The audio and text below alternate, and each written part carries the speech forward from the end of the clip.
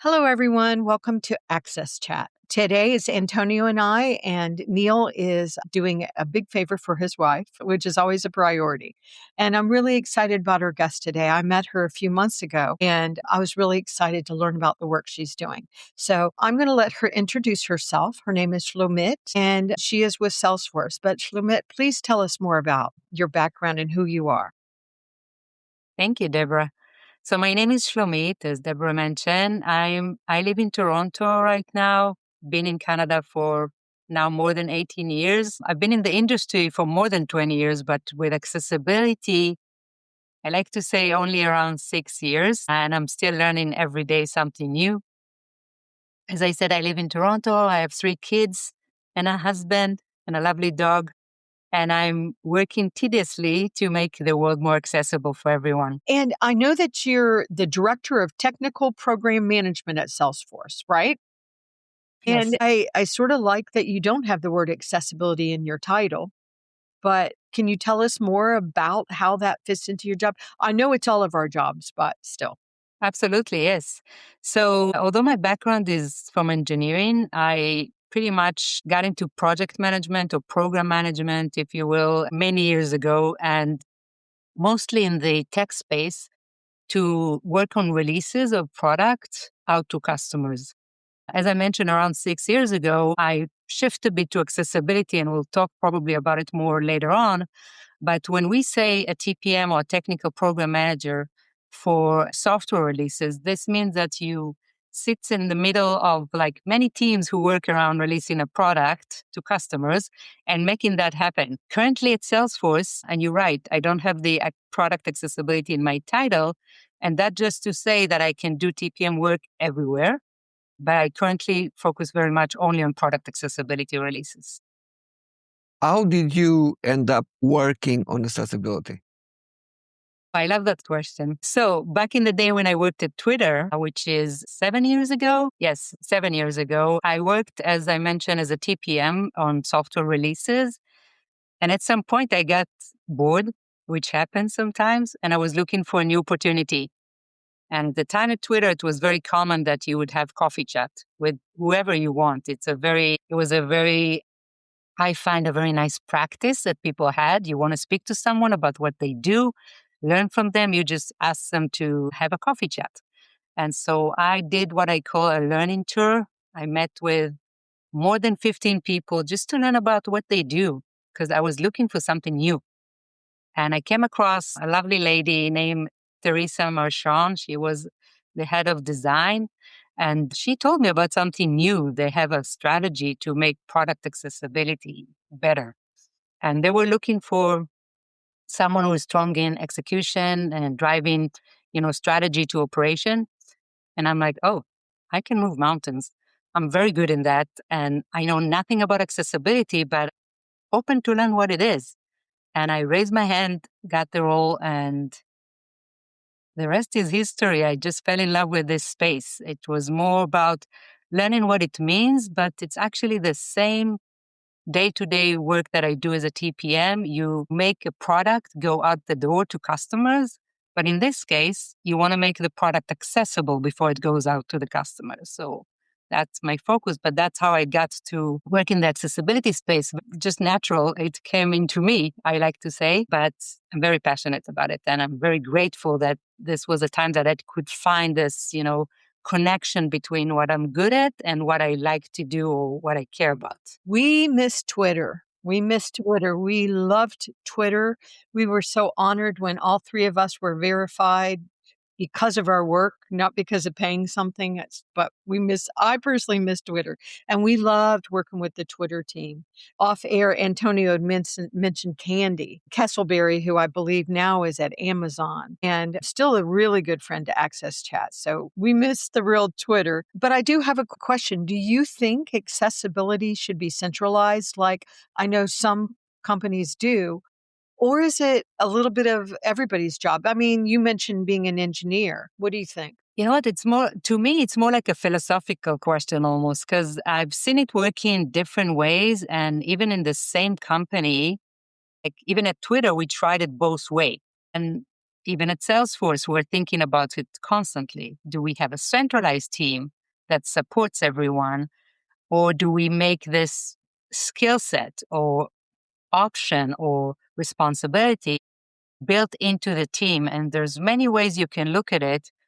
But the way I like to think about it is we can work on educating and building that muscle within the teams. But in order to scale that, when you talk about companies with like hundreds of engineering teams, you have to build it at the core. You have to start as a centralized team that kind of like move it on, but gradually educate them to take on and, get the maturity of the teams to take more and more on their side. I know we had a lovely program at Twitter that we called the Champion Program, where we were, educating engineers mostly, but also product managers and designers to learn what is accessibility and what does it mean to design, to develop, to release a product that is accessible from the start.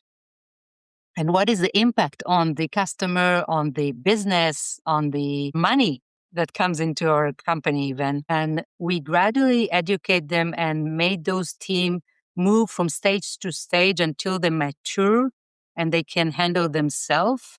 Those champions were like registering to this program because they want to become an expert in accessibility and they were having different level of learning. But that's how we thought about it to make the business, to scale, because a team of like 10 or 15 or even 20 or 30 product accessibility expert cannot support the full engineering crew. And so that's the only way it could work. It just depends on like your philosophy on how you want to build that. Right, right. A quick follow-up, and then I'll turn it over to Antonio. And this might be an unfair question, but how is AI going to change the way you just answered that question? Is it going to help us be more centralized or a skill set using your words? You know what is such a cloud that comes to a world with so many options and opportunities, but at the same time, a lot of challenges. And I think the way I like to think about AI or using AI, even in my own day to day at work, I think about it as like almost having a companion like agent next to me that helps me, doesn't do things for me or instead of me, more like as if I had another colleague sitting here and I could just turn around and say, hey, what do you think about that? And so there's many tools that we kind of like get to work with. And even in our product, the current work we're doing now is very much around how can we scale or improve the efficiency of developers by making product accessible in the beginning, not have the toll on them, like help them, not do it instead of them, but help them so they can do more. So that's how I think about AI. I don't think it will replace ever anyone, but not necessarily. You were asking about the product accessibility team, if they're centralized or not. How does that help us? It could help us enabling them more. It could help us, of course, if we put it in the product, develop faster and fix bugs in accessibility faster or even design better for accessibility, but it will not replace the team. That's the way I think about it. We have been talking about how organizations work, but how crucial is the CEO commitment in driving accessibility initiatives within organizations to ensure that they scale successfully? You mean how crucial that management is Yes. for it? Yeah. Yes. That's a great question. I think for us, I can speak for Salesforce. Accessibility is at the top of our commitment, like all the way from the company, what we call V2 MOM, which is what we're going to do for the year, and all the way down to the team. So accessibility has measures of success every year. So that means for us, we're on the map of the company. And that means we're doing work as important as delivering new features. We're making our product more accessible, and we're working to get tools in front of developers to make sure they can work on making the product accessible with more ease, like with tools. So it is important. You ask how important it is. It's crucial that you'll have it on the map of the company. And that's, if I go back to Twitter days, when I said that the story started with the strategy of product accessibility, we were not sure really that it's going to fly. We thought it's a new idea. But this strategy got all the way to the CEO of the company, and they approved, and they gave us a blessing. And there you go. This team just grew and make sure our product is way more accessible than when we started. I know that Christopher Patno introduced us. We just featured Christopher Patno from Google on the show, and we talked about AI. Great episode if you haven't seen it. But I do find it interesting, and I'm curious if you are still seeing this also. But corporations seem to support each other on projects, accessibility projects. Maybe they compete in other ways, but I see a lot of collaboration between corporations. Are you still seeing that as well? Yes, totally. First of all, on the personal note, we have a lot of interconnection between companies. Like my relationship with Christopher is great. It's been years now. We meet every month, we share ideas, and it's a lovely conversation, but it's also helping us grow our own teams and making sure we know of each other work and we learn from each other as well. I think connection between companies are very important. I don't see in the accessibility space any competition because it's more about the right thing to do and how can you do it faster. So it just the opportunity to learn. And I think it's all about connection. Christopher is really good in making connection between people and between companies. And there's more people like him that I really appreciate and grateful for having the opportunity to speak to other people and learn from them. How do they think about this problem space? And, the philosophy we were talking before about where to make the most impact, how to do it right, and how to grow and scale this in such big companies. Yeah. I think I've been in other fields where people just were so competitive that it actually hurt the field. So I Mm. think it's really wonderful. I think we've gotten better about supporting each other, but there's always more we can do to support each other too. That's one thing we try to do at Access Chat. Absolutely. Antonio, did you want to?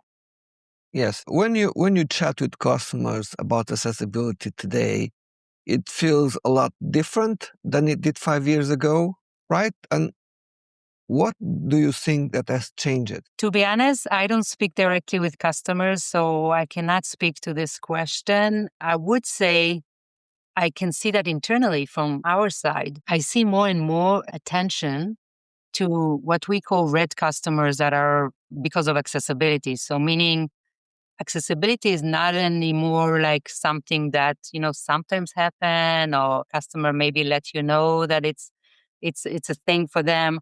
We now see it more like gradually as a very like attention to laws that we have and customers that knows to ask, even in the phase of signing a contract, they know to say, we have to apply with this requirement. So I think gradually, I don't know if it's the last 5 years, but gradually we find that customers knows to demand it more and companies understanding that they need to adhere to that as well and not just think about it after. I would say also, I now think about it even more. In the past, we were thinking, okay, when we have a customer that has bugs, we need to take care of them because we need to fix it, right? But now we're starting at the front of when we have a contract review before signing a contract with customers, accessibility is involved. The team is involved to say, do we have requirements in accessibility that we have to adhere? Do we have that? Can we say that we're compliant? So we start to think about it earlier in the process rather than just reacting to the bugs that comes in after. So, would it be fair today that cybersecurity, sustainability, and accessibility are somehow the layer that supports a modern enterprise? You mean the base layer? Yes. Yeah, I would even say I think about like the layer of what we call trust. Yeah.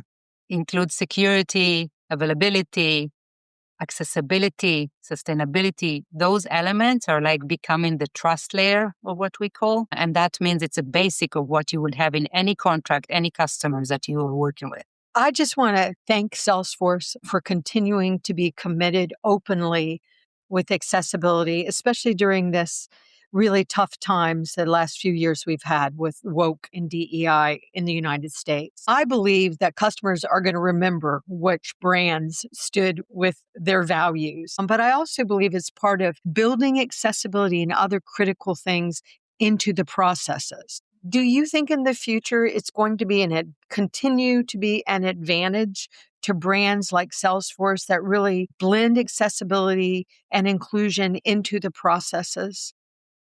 Into the When you say pers- processes, you mean into the product development process Yes, and yes, anything we do?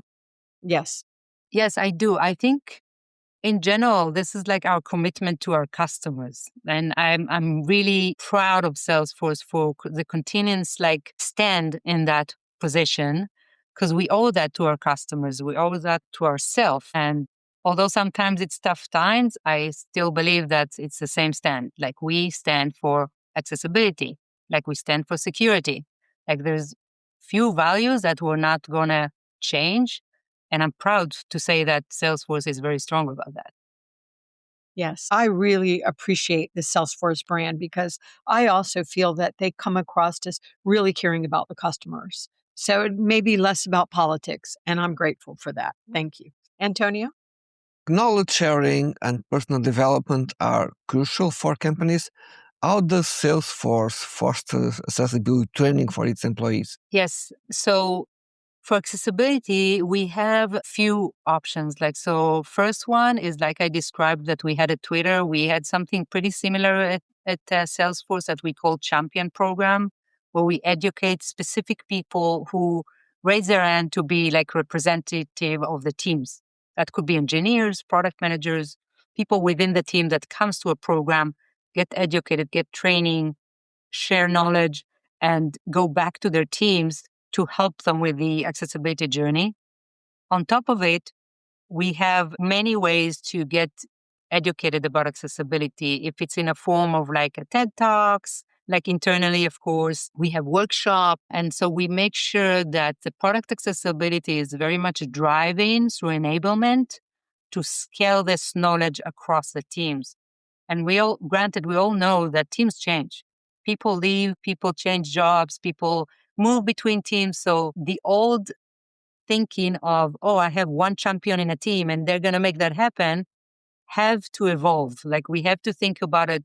This is something that we have to educate everyone and also in every level of the product lifecycle, from design, from development, from testing, from all the element of how do you deliver a product.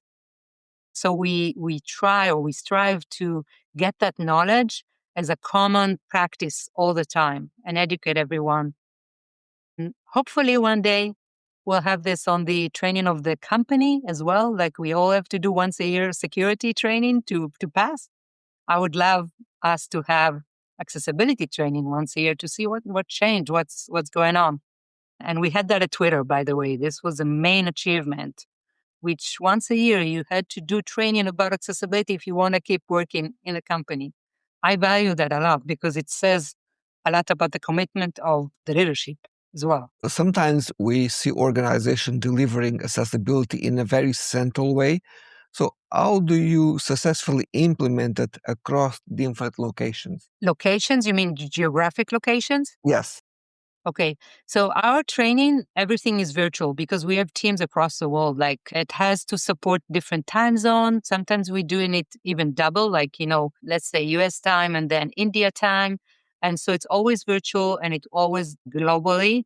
We don't do face-to-face training anymore. It's all virtual to make sure everyone can attend. Of course, it include captions and recording and sign language and everything to make sure that everyone can watch it and have it. And I think AI is making training even easier. So that's another way it's going to help. What is your hope for the future of accessibility? Well, that's a great question, Deborah. I guess I'm so invested in what's happening now that you surprised me with this question. I'm hoping to have more investment in getting that in front of everyone. So it won't be it's still work of a tiny team. As much as you want to grow it, it's still a tiny team working to scale that all the time. I'm hoping to be in a world where what we're trying to do will be more common, more basic, more like something you have to do, something everyone has to learn. Someone, even in universities, before you start work, or every company you come to, you will have to learn that. And I hope to get people more connected to it, not because they have to, because it's connect to them. It's not like I don't see my job as something I have to do. I'm really passionate about accessibility and learning how people experience the world and how different people experience it. And how can we make everything like accessible for everyone? Not because I have a disability, because it has to be accessible to everyone. So I'm hopeful that someday it will be more of an easier job, like a given, not something you have to work so hard to make that happen. So, what advice would you give to your younger self regarding pursuing a career on accessibility? You know what? I don't think when my younger self was ready for this opportunity. So I don't have regret that I got to this space later in my career. I guess I would say to my younger self to be more curious, although I like to think about myself as a curious person. But I would say to my younger self, be more curious even. Don't just, drown in your day to day. Always think about what's going on around you, what people are doing, what's next. And because accessibility really landed on me like unexpectedly. And because I was able to ask different people, what do you do? Just tell me about it. And finally, I found this connection, which was not an easy thing to make. Like, how do you connect what you're good at to what you really like, like in your day to day? And I think that's an amazing opportunity for me to do my best job, like in a space that I really care about. So I think maybe I would say to my younger self, get more curious earlier. Deborah? Yeah, I thought you were going to make a comment, so I didn't, for a chance, want to speak over you. But thank you so very much for being on the Access Chat today. I will say that thank you for Amazon for keeping us on air. We are so, so grateful for Amazon. But also, I was hoping that we could give you the final words, that you could just tell us, what your hopes are. But also, if somebody wanted to connect with you, get to know more about your work, how would they connect with you? But we really appreciate you coming on today. Yeah, thank you, Deborah and Antonio. I'm a very social person. I love meeting people, hearing about them, what they do, what they care about. So I would love to meet with people. Please connect with me. I'm not always so available on LinkedIn. Admitting I'm not every day there, but the best way would be to just connect with me on LinkedIn and I'll make sure to answer and to connect. Would love to meet with other people and hear about their journey as well. And I think you're going to the Zero conference, aren't you? Did you tell me that you were going to the Zero Project conference? Nope, I'm putting No. you. I'm sorry. I'm not going this year either, but also I do know you go to conferences like that. Right. Last year I've been to M-enabling. What else was, well, the year before I went to other conferences, but it changed every year, I guess. Which is good. It's good to see the different ones. And it's also a good way to meet with people. Virtual Absolutely. conferences, like you said, is very important. But thank you so much for being on the show. Thank you for caring about accessibility. We're very grateful to you, Salesforce, and we miss Twitter. We miss Twitter. Thank you. Thank you.